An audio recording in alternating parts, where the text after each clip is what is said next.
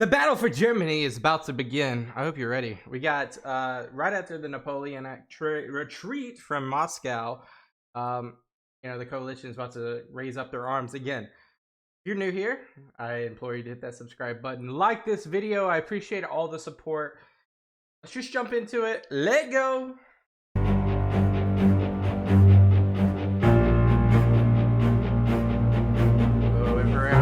Emperor Alexander is getting kind of hasty here. What a career Napoleon has ruined. Having gained so much glory to bestow peace on Europe, but he has not done so. The spell is broken. So it's a downward spiral by ways of Alexander, who admired and copycatted Napoleon a lot of times.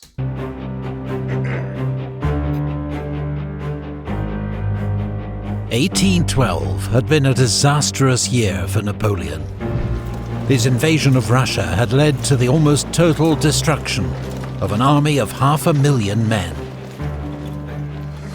Now Poland and Germany were wide open to Russian attack.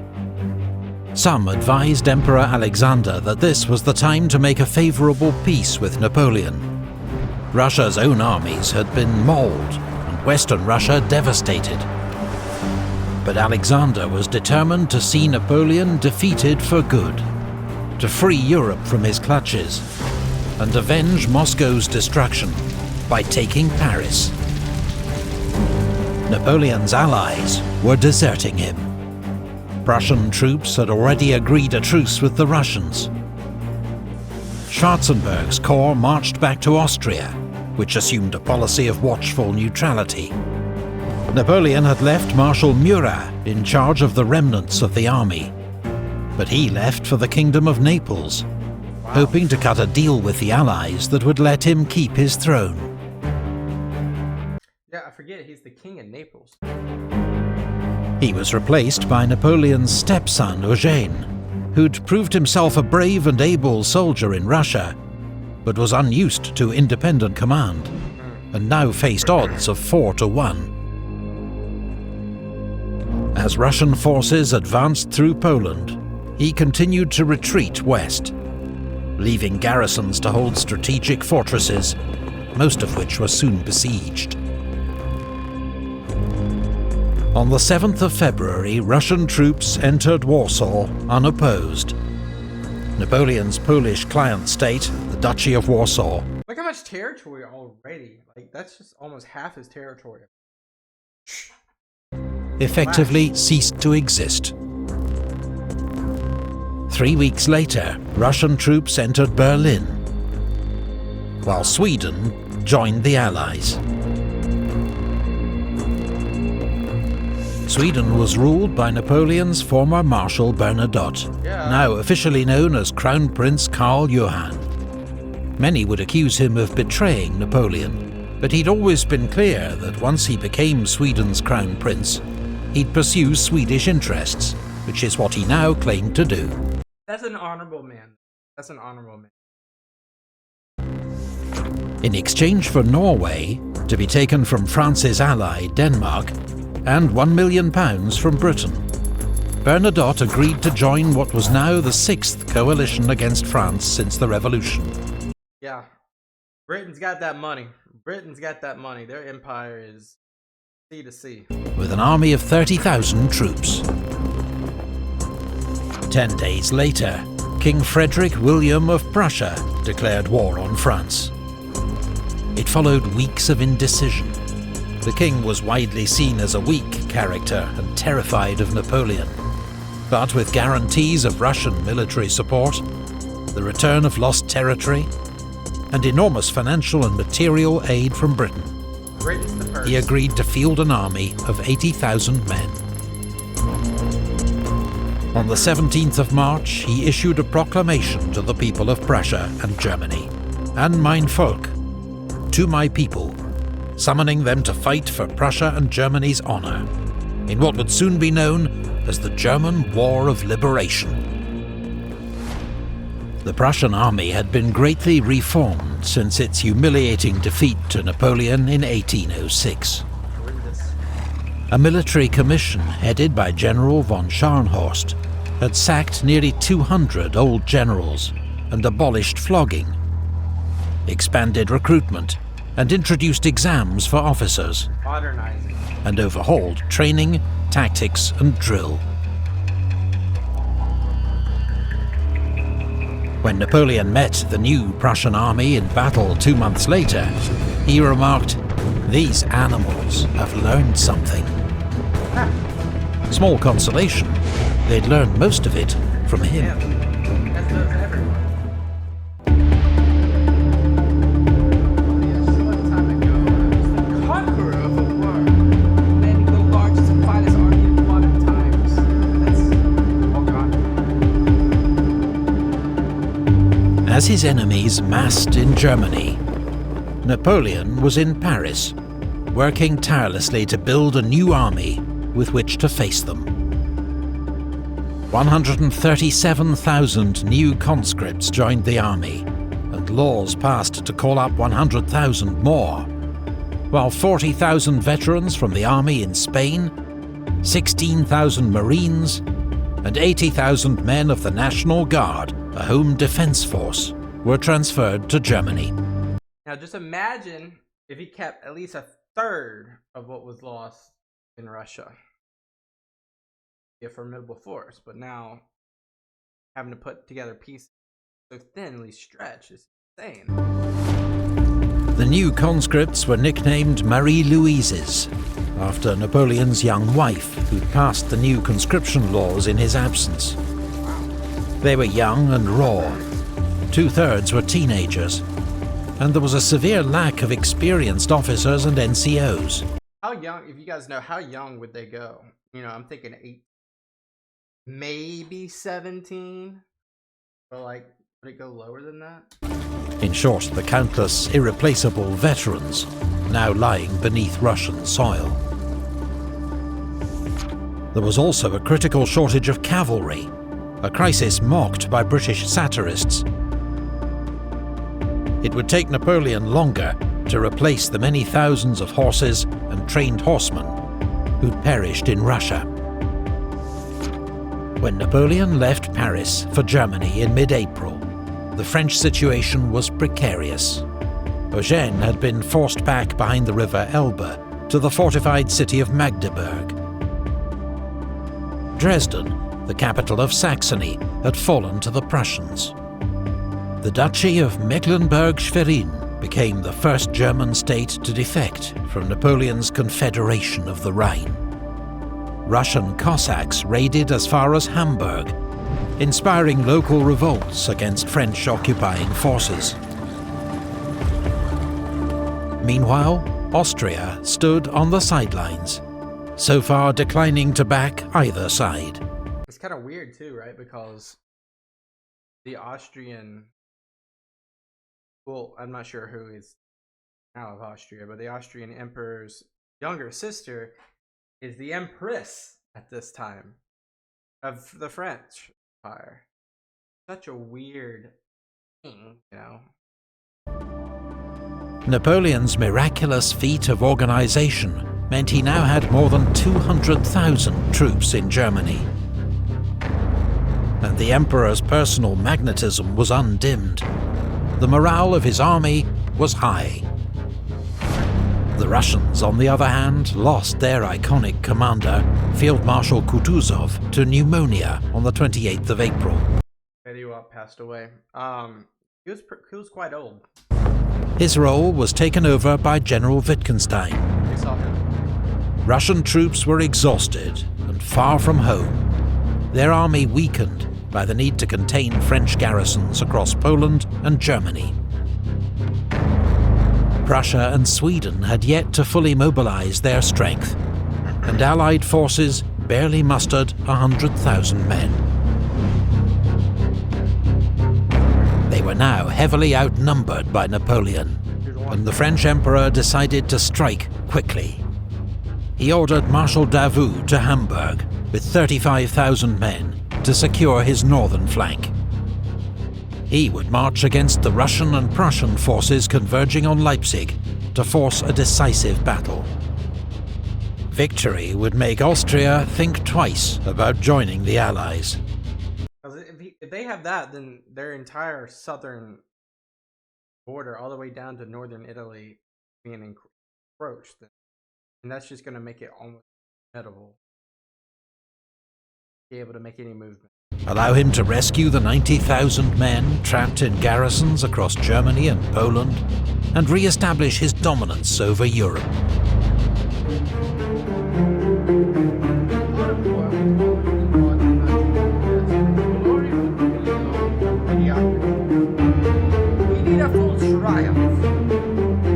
As Napoleon advanced on Leipzig, the Allies faced a predicament: to risk battle against Napoleon's larger army, or give up Germany without a fight, a potentially devastating blow to Allied morale and any chance of winning Austria over to their cause. Allied headquarters made the bold decision to attack. They knew most of Napoleon's army was made up of raw conscripts, that their own troops were better trained and had a great superiority in cavalry and artillery. The Allies agreed that as Napoleon crossed the Saale River, they would hit his right flank before he could concentrate the full mass of his forces. The two armies were on a collision course, but Napoleon's shortage of cavalry meant he lacked information about Allied movements. On the 1st of May, Marshal Bessières, commanding the cavalry in Murat's absence, was carrying out reconnaissance himself when he was hit by a cannonball and killed instantly. To be hit by a cannonball while doing reconnaissance is insane, because that means the cannon had to be like, that means, was he a sitting duck, or was it just happen chance? Because that cannon had to be, means geometry. And so like it's either luck or it's a timed attack with a really skilled artillery battery unit. Who knows what it is, but that's an insane way to go, doing recon and dying to a cannon fire. Bessières was the second of Napoleon's marshals to be killed in action, and like Lannes, an old comrade and trusted friend. The Allies were able to surprise Napoleon, falling on Marshal Ney's Third Corps near Lützen. Ney's troops had to cling on in the face of a Russian and Prussian onslaught, while Napoleon rapidly redirected his other corps to fall on the enemy's flanks. At one stage, Napoleon had to personally help rally routing troops as they broke in the face of determined Prussian assaults. But on the whole, his young conscripts fought with courage. And despite hours of savage fighting, Wittgenstein could not exploit his early advantage. As French reinforcements arrived, the battle turned against him. Towards dusk, the Allies were forced to break off the engagement, though they'd inflicted around 22,000 casualties, losing just half as many men. General von... Think about that, that's a lot given that they're fighting a 2-to-1 odds. They won almost 2-to-1 odds on casualties. Scharnhorst, mortally wounded, was among them. Crucially, Napoleon's lack of cavalry meant he was unable to pursue the enemy, who retreated in good order. Expecting the Prussians to fall back on Berlin, Napoleon sent Marshal Ney in pursuit, while he continued east. But the Allied army stayed together, withdrawing to a defensive position at Bautzen, deliberately close to the Austrian border. Austria, what you doing? Hoping to entice Schwarzenberg to intervene, and daring Napoleon to violate Austrian neutrality.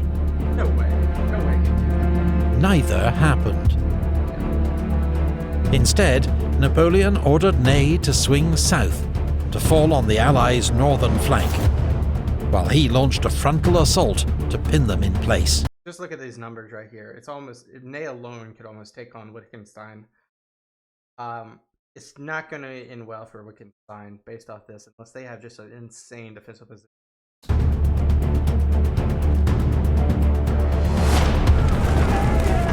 The battle lasted 2 days, as French infantry struggled forward against the Prussian and Russian lines. But a misunderstanding over Ney's orders caused a delay that allowed the Allies to narrowly escape Napoleon's trap. Once more, the Allies fought with great determination and inflicted many more losses than they suffered. Once again, they are winning the casualty conversation here.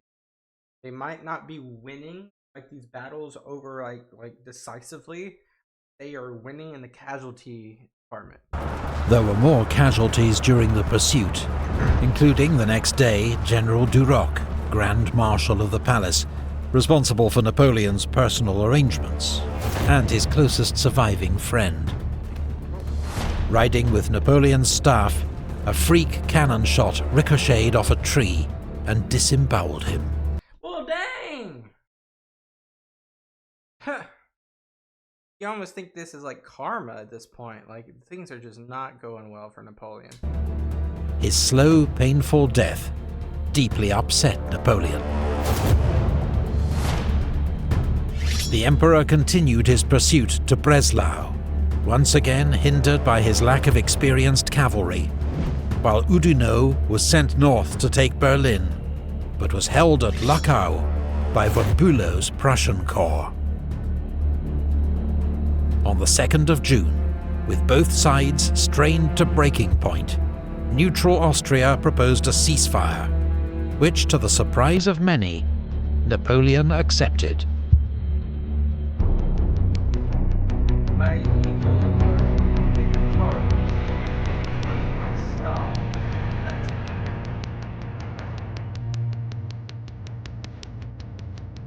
The armistice of Plaswitz would last more than 2 months, a period of intense diplomacy and military mobilization by... I was about to say, anytime you have an armistice, you're always going to have military mobilization.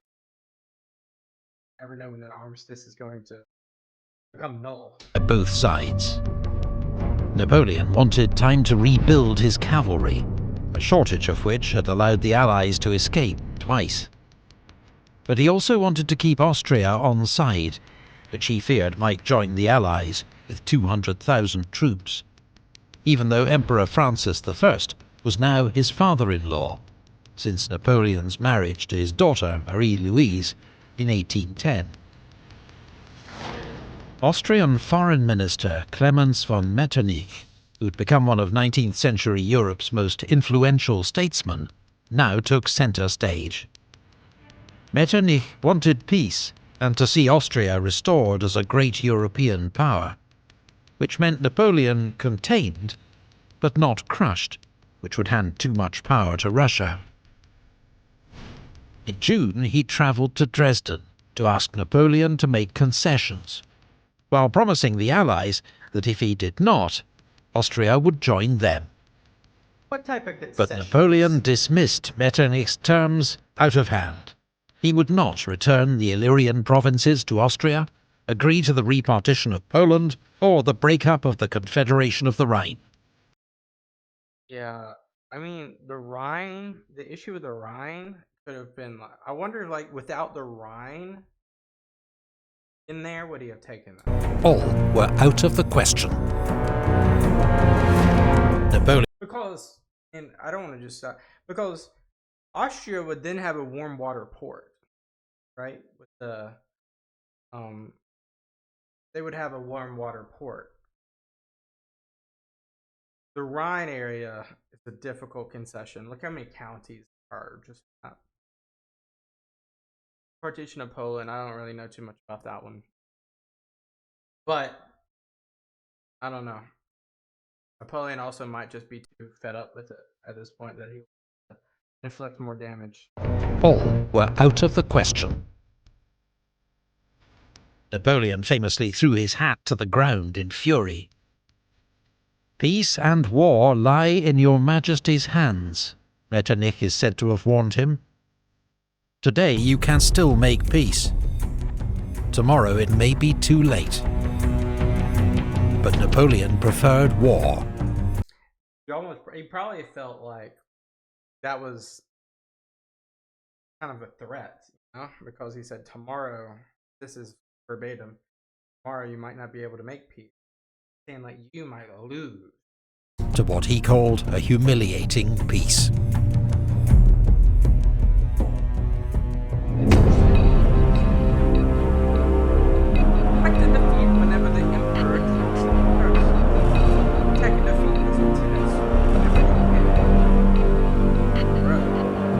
On the 12th of August, General Moreau to Emperor Alexander.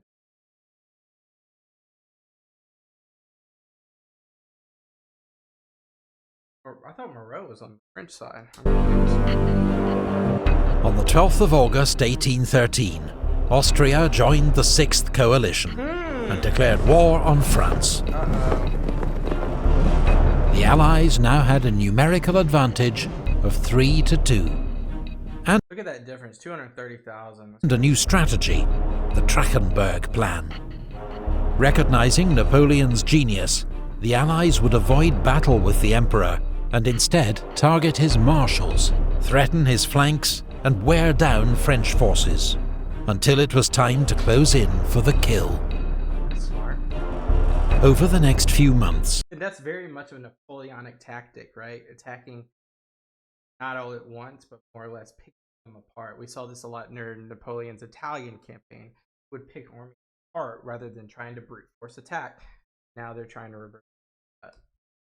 The coalition would also receive massive material support from Britain, including £8 million in silver and gold coin, 200 cannon with transport, 120,000 firearms, 18 million rounds of ammunition, 23,000 barrels of gunpowder, 30,000 swords and sabres, 150,000 uniforms, 175,000 pairs of boots, 1.5 million pounds of beef, biscuit and flour, and 28,000 gallons of rum and brandy. Great Britain was working overtime for this stuff. That is crazy.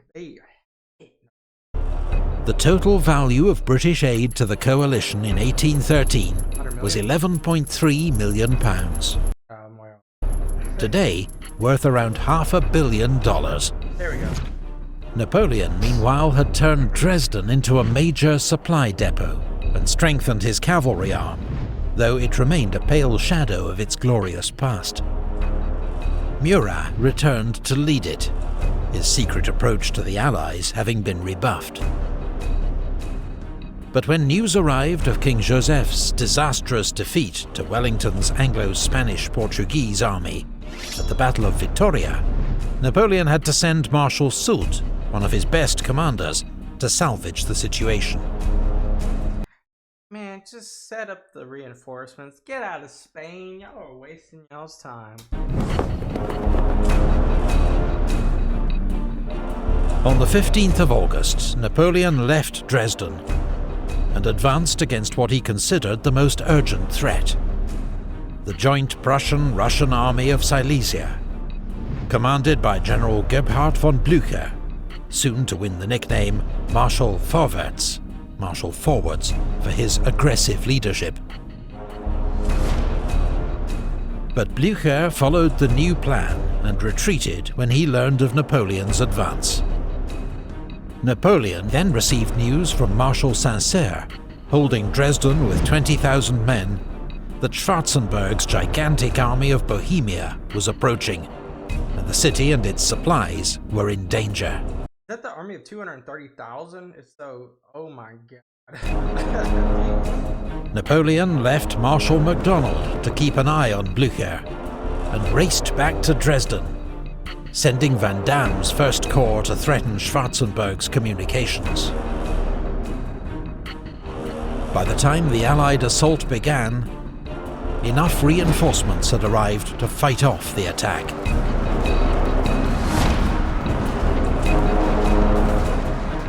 The next day, despite being heavily outnumbered, Napoleon ordered a counterattack. Struggling through mud and heavy rain, Marshal Murat's advance, supported by Victor's 2nd Corps, broke the Allied left flank and took 13,000 prisoners. It's just insane how well-rounded the French military is, though. No, countless times they're just outnumbered. Countless times they find a way. The Allies had suffered a disastrous defeat because they'd ignored their own rule. Oh my god. Don't take on Napoleon in battle. But news soon arrived that turned the situation on its head.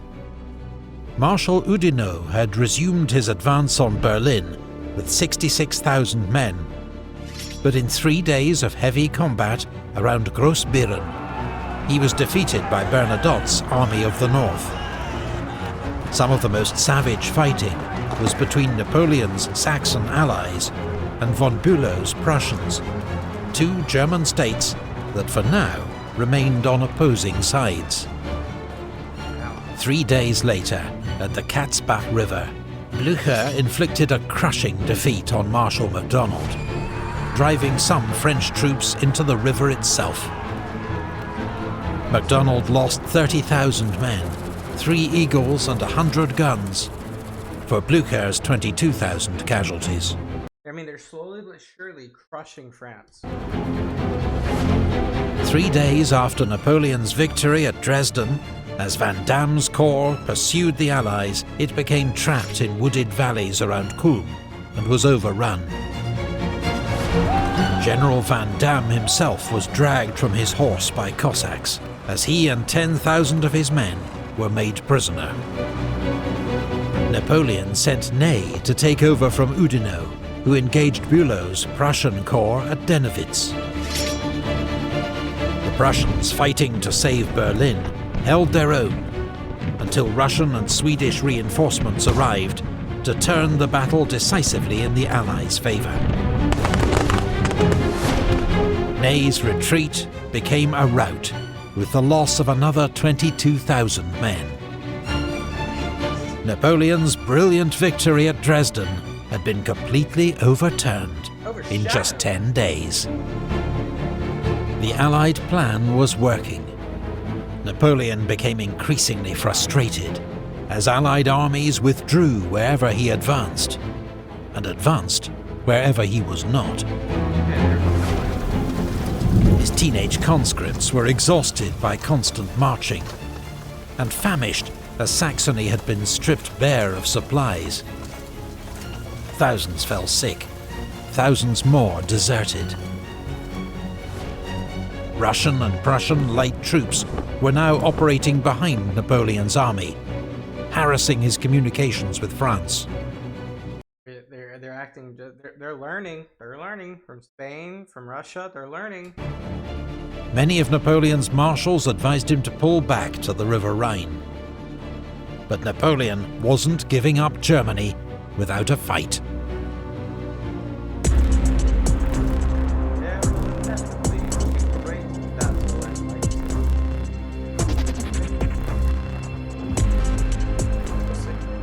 By October 1813, Napoleon faced 1/3 Allied troops in Germany, converging on him from 3 directions. 900 miles away, Field Marshal Wellington was crossing the Bidassoa River into France, the first enemy army on French soil in nearly 20 years. While the Kingdom of Bavaria, a French ally since the days of Austerlitz, had secretly agreed to switch sides. The writing is on the wall, guys. Can't y'all see? The writing is on the wall. And would declare war on France on the 14th of October. Napoleon planned to defend the line of the River Elbe. But the arrival of General Bennigsen's reserve Russian army freed up Blücher, who suddenly marched to join forces with Bernadotte and forced his way across the Elbe at Wartenberg. Napoleon went north with 150,000 men, seeking the decisive battle that would change his fortunes. But once more, Blücher narrowly escaped him. stage with Then Napoleon's came out. news from Murat, who'd been left with 67,000 men to cover Schwarzenberg. The enemy had bypassed Dresden and was heading for Leipzig. If the city fell, Napoleon would be cut off from France. Once more, he was Dresden's getting sieged right now. Didn't say that, but you can see Dresden's being sieged. advised to fall back to the Rhine. But instead, Napoleon ordered all his forces to concentrate at Leipzig. He would risk everything in one great battle to decide the fate of his empire and the fate of Europe. This is Stalingrad. Ooh, we got left on a cliffhanger, guys. Ooh, what do you guys think is gonna happen? I know most of you probably know what's gonna happen. Very curious. It just does not look like Napoleon's gonna have time here. 13, not 18. It's a whole different time. A lot less veteran army that you're working with. So much more falling apart. It's like a card of house of cards at this point. Allies. It does not look like it's going to be a fun time for him. I'm excited to watch more. If you haven't already, hit that like button, leave a comment, hit that subscribe button. I appreciate every single one of you. I really, really do. Like you couldn't imagine. I appreciate you guys once more. I'll see you guys in the next one. Peace out. Bye-bye.